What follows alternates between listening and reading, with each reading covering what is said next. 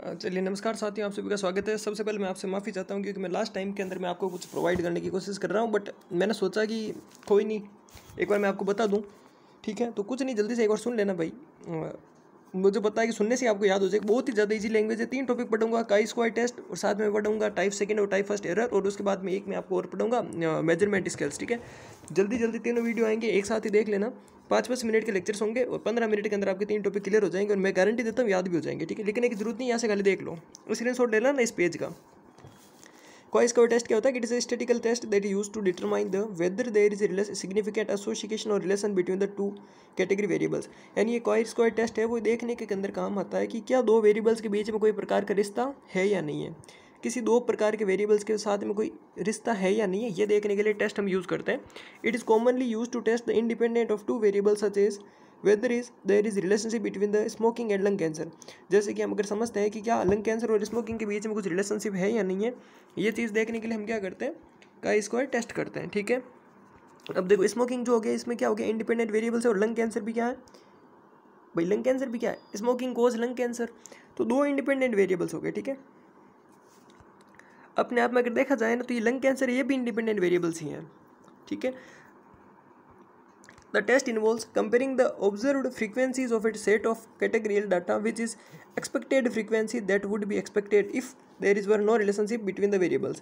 यानी कि हम ऐसे कहते हैं कि अगर इन दोनों के बीच में कोई रिश्ता नहीं है, ठीक है, और हमने एक कह रहा, देखो this test involves comparing the observed frequencies, जो आपने फ्रीक्वेंसी ऑब्जर्व की है। ठीक है, यानी कि मान लीजिए आपने 5 लोगों की फ्रीक्वेंसी ऑब्जर्व की है, तो 5 आपने जो फ्रीक्वेंसी लिखी है, और साथ ही साथ of A set of category data, जो कैटेगरी के अंदर आपने सोचा। ठीक है, यानी कि एक कैटेगरी डाटा मतलब समझ लो, एक पेशेंट है जो एक 30 साल के लड़के का, एक 50 साल के लड़के का, बूढ़े आदमी का, एक 70 साल के आदमी का, जो भी आपने डाटा सोचा और उनकी जो फ्रीक्वेंसी आई आपने जो मेजर की, with the expected frequency that would be expected if there were no relationship between the variables। अगर आप सोचो कि आपने अगर ये सोचा कि भाई इन दोनों के बीच में कोई भी रिश्ता नहीं है, तो उनकी फ्रीक्वेंसी क्या आती, और जब रिश्ता है तो उनकी फ्रीक्वेंसी क्या आती, आपने जो सोची उनको मैच करना होता है। ठीक है, the test then calculated a chi square statistic which is use to determine the degree of relationship between the variables. Mainly ये देखने के लिए काम आता है कि कितनी डिग्री ऑफ रिलेशनशिप है इन दोनों वेरिएबल्स के बीच में, यानी स्मोकिंग करने से लेकर के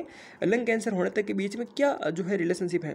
अगर आपने सोचा कि इन दोनों के बीच में कोई भी रिलेशनशिप नहीं है, तो आपकी फ्रीक्वेंसी क्या आई, और जब आपने रियलिटी में मेजर किया तो आपकी फ्रीक्वेंसी क्या आई, ये देखने के अंदर यूज़ होता है काई स्क्वायर टेस्ट। ठीक है, if the chi square test is larger enough, यदि मान लीजिए आपका जो काई स्क्वायर टेस्ट है वो एकदम बहुत बड़ा है, the test will reject the null hypothesis. तो ये क्या करेगा, जो टेस्ट है वो नल हाइपोथेसिस को रिजेक्ट कर देगा। नल हाइपोथेसिस क्या कहता है कि भाई there is no relationship between the variables, कहते हैं कि वेरिएबल्स के बीच में कोई रिलेशनशिप नहीं होता। ये कौन बताता है हमें? नल हाइपोथेसिस यही कहता है कि भाई दो वेरिएबल्स के बीच में कोई रिश्ता नहीं है, यानी कि जो है लंग कैंसर और स्मोकिंग के बीच में कोई रिश्ता नहीं है। लेकिन अगर आपका काई स्क्वायर जो स्टैटिक्स है वो अगर आपका बहुत बड़ा आ गया, वो आपका क्या आ गया, बहुत ज़्यादा आ गया, इसका मतलब है कि आपके हिसाब से आपका जो उसका रिजल्ट बड़ा आया, इसका मतलब है आपके हिसाब से उन दोनों के बीच में कुछ रिश्ता है, और जब रिश्ता है इसका मतलब ये नल हाइपोथेसिस को क्या करेगी, मना करेगी। क्योंकि नल हाइपोथेसिस क्या कहता है कि भाई दो वेरिएबल्स के बीच में कोई रिश्ता होता ही नहीं है।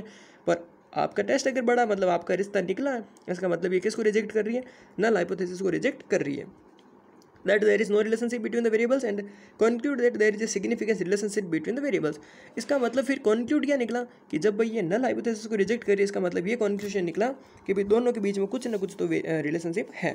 ऑन द अदर हैंड, जबकि अगर दूसरे हाथ बात करें हम, if the chi square statics is small, यदि आपका जो काई स्क्वायर स्टैटिक्स है वो अगर छोटा आया है, इसका मतलब क्या है, वो which test will fail to reject the null hypothesis. इसका मतलब जो आपका टेस्ट है वो नल हाइपोथेसिस को रिजेक्ट नहीं करता, मतलब कि नहीं नल हाइपोथेसिस को फॉलो करता है। एंड कंक्लूड दैट, और ये कंक्लूड करता है कि भाई दो वेरिएबल्स के बीच में कोई भी रिश्ता नहीं है। मान लीजिए अगर आपका स्मोकिंग और लंग कैंसर के बीच में, फिर आप कह सकते हो भाई कोई भी रिश्ता नहीं है, यानी कि ये नल हाइपोथेसिस को क्या कर रहा है, फॉलो कर रहा है। ठीक है, the chi square test is commonly use to in the field of psychology, sociology and the market research and determine whether there is a significant relationship और नॉट।